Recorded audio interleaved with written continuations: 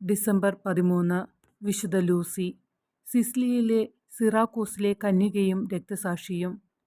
പാരമ്പര്യമനുസരിച്ച് 283 സമ്പന്നരും കുലീനരുമായ മാതാപിതാക്കളിൽ നിന്നാണ് വിശുദ്ധ ലൂസി ജനിച്ചത്. അവളുടെ പിതാവ് റോമൻ വംശജനായിരുന്നു. ആദ്യകാല രക്തസാക്ഷികളിൽ പലരെയും പോലെ ലൂസി തൻ്റെ കന്യകാത്വം ദൈവത്തിന് സമർപ്പിച്ചു. കൂടാതെ അവളുടെ എല്ലാ ലൗകിക വസ്തുക്കളും ദരിദ്രരുടെ സേവനത്തിനായി സമർപ്പിക്കാൻ അവൾ പ്രതീക്ഷിച്ചു.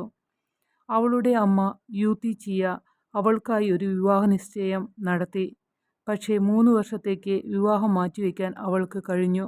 തൻ്റെ വിശ്വാസത്തെക്കുറിച്ച് അമ്മയുടെ മനസ്സ് മാറ്റാൻ ലൂസി വിശുദ്ധ അഗതയുടെ ശവകുടീരത്തിൽ പ്രാർത്ഥിച്ചു.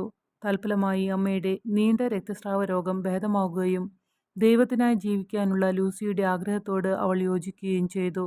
വിശുദ്ധ ലൂസിയയുടെ നിരസിക്കപ്പെട്ട മണവാളൻ പാട്ഷാസിയാസ് ലൂസിയെ ഒരു ക്രിസ്ത്യാനിയാണെന്ന് അപലപിച്ചു. ഗവർണർ അവളെ വേശ്യാവൃത്തിക്ക് നിർബന്ധിക്കാൻ പദ്ധതിയിട്ടിരുന്നു. എന്നാൽ കാവൽക്കാർ അവളെ കൊണ്ടുവരാൻ പോയപ്പോൾ ഒരു കാളക്കൂട്ടത്തിലേക്ക് അവളെ കയറ്റിയപ്പോഴും അവർക്ക് അവളെ മാറ്റാൻ കഴിഞ്ഞില്ല.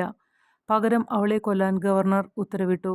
അവളുടെ കണ്ണുകൾ കീറി മുറിച്ചതുൾപ്പെടെയുള്ള പീഡനത്തിന് ശേഷം അവളെ ചുറ്റി കത്തിച്ച വിറകുകട്ടകൾ വെച്ചു. തീ പെട്ടെന്ന് അണഞ്ഞു. തന്നെ പീഡിപ്പിക്കുന്നവർക്കെതിരെ അവൾ പ്രവചിച്ചു. തുടർന്ന് കഠാര കൊണ്ട് കുത്തി കൊലപ്പെടുത്തി. മരണത്തിനു മുൻപ് അവളുടെ കാഴ്ചശക്തി വീണ്ടെടുക്കപ്പെട്ടതായി ഐതിഹ്യം പറയുന്നു.